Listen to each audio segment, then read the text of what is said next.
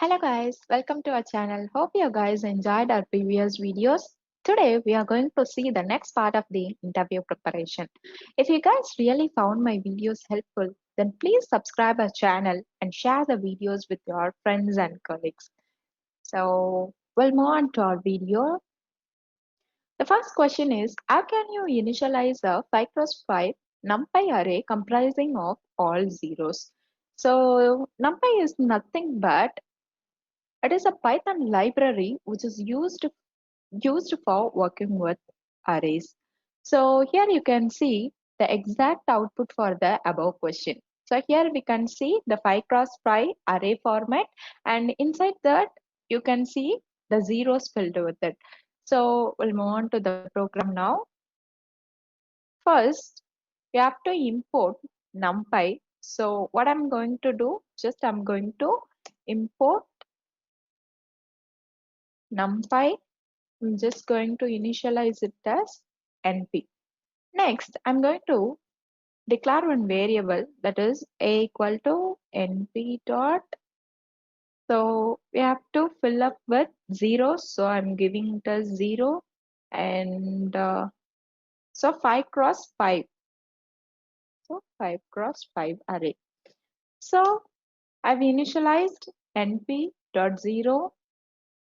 Then I've initialized inside that I'm passed the array 5x5. Now I'm going to just print the variable. Okay, so if I run this, I'm getting 5x5 NumPy array with comprising of all zeros.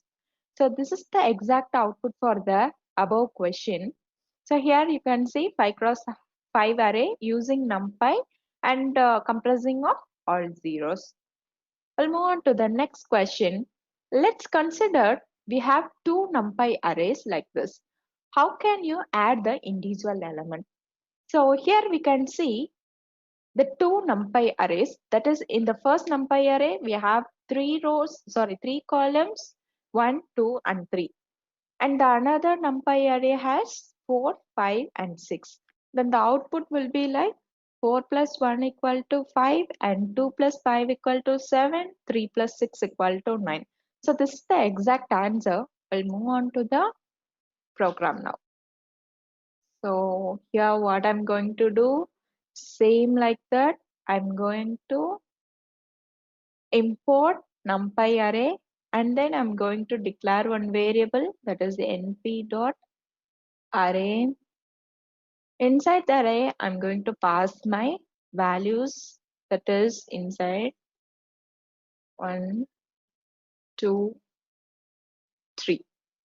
So I'm going to close it. Next, I'm going to declare one more variable because we have two set of array there. So I'm going to declare one more variable that is b dot array. So here I'm going to initialize it with 4, 4,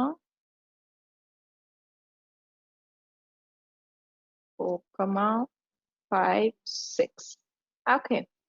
So now I'm going to close it, and here also we have curly braces, close it with square brackets.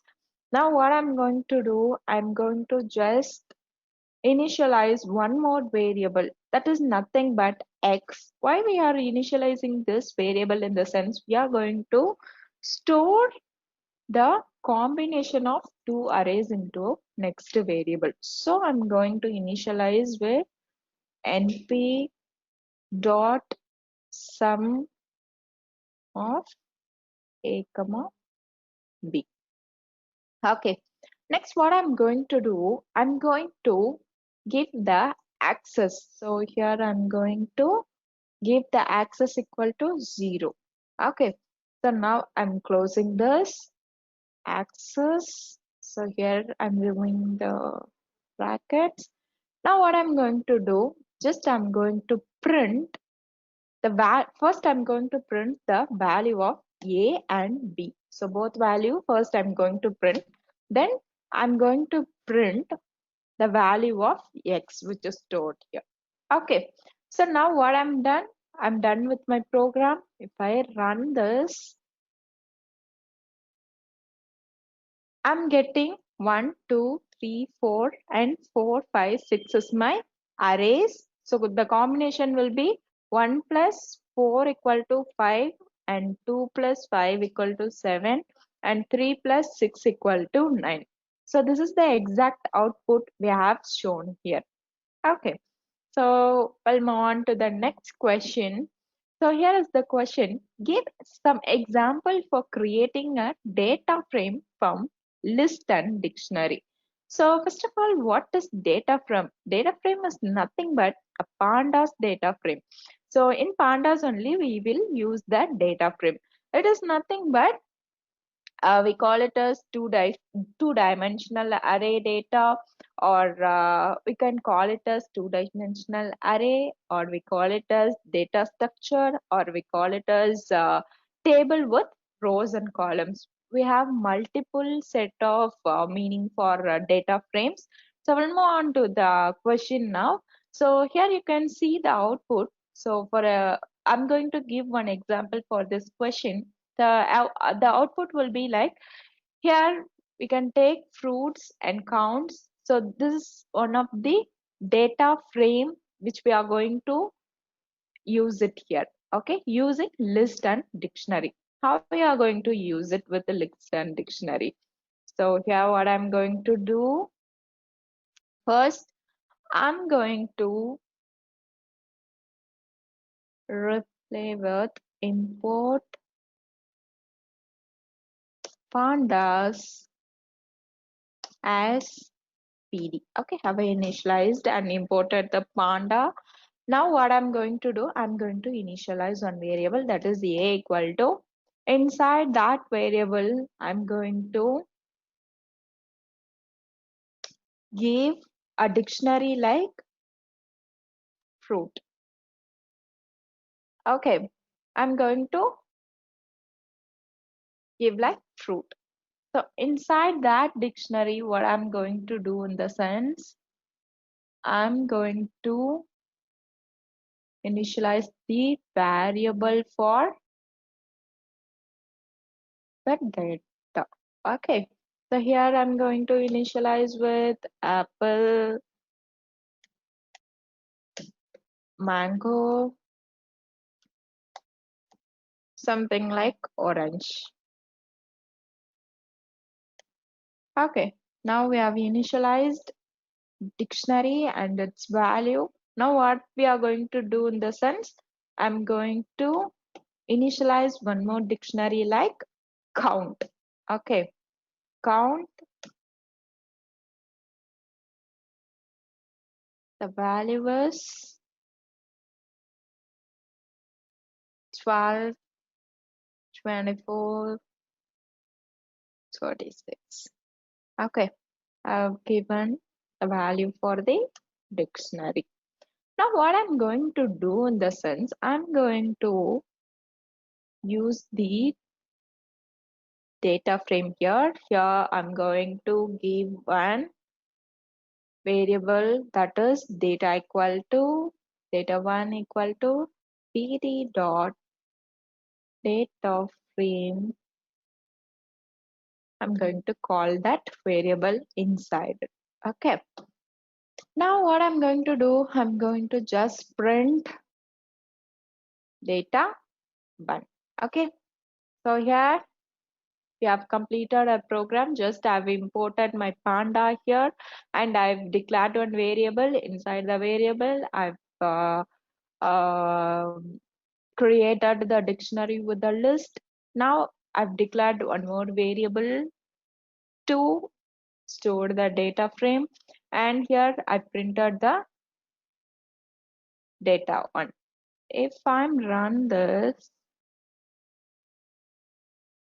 we could see the data frame like fruit and its count. Apple is 12, mango is 24, orange is 36. So this is the exact answer for this question. We have created the data frame from list and dictionary. Okay, we'll move on to the next question. The next question is, write a program to get the length of this string cardiologist without using the len function. So usually if we want to get the length of the string in the sense, we will use the len function. But here the question is, we have to calculate the length of the string without using the length function. Here we can see an example like I've declared one variable that is hello high tech. Then I've printed that variable, but I've used len function here. So I get an output 14. But now what we are going to do in the sense, without len function, we are going to calculate the length of the string. I'm going to give assign on variable that is equal to cardiologist. Okay, so I've assigned on variable.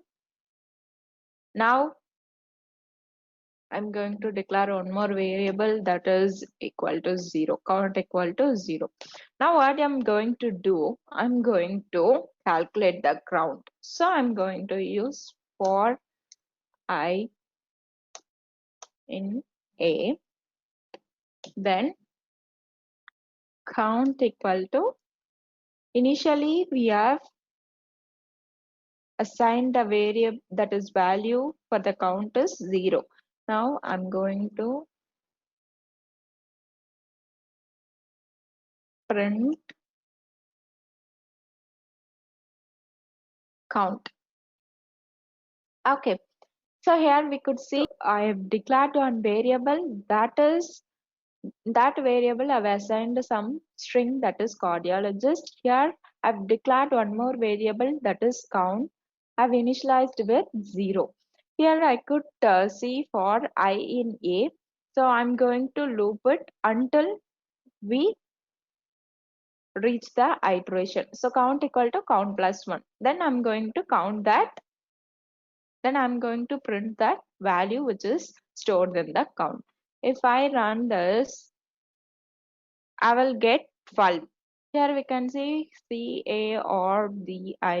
So the 12 is the length of the cardiologist.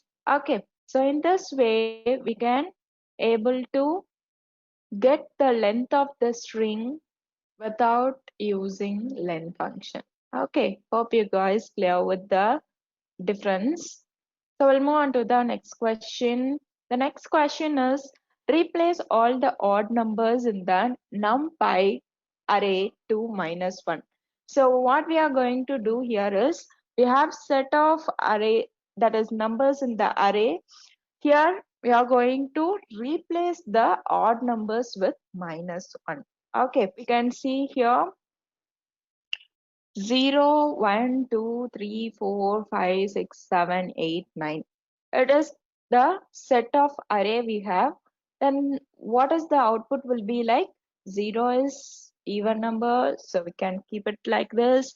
And 1 is the odd number, so the 1 will be like -1. 2 is the even number, so the same 2 is here, and 3 is an odd number, so it will change like -1. 5 also -1, 7 -1, 9 also -1.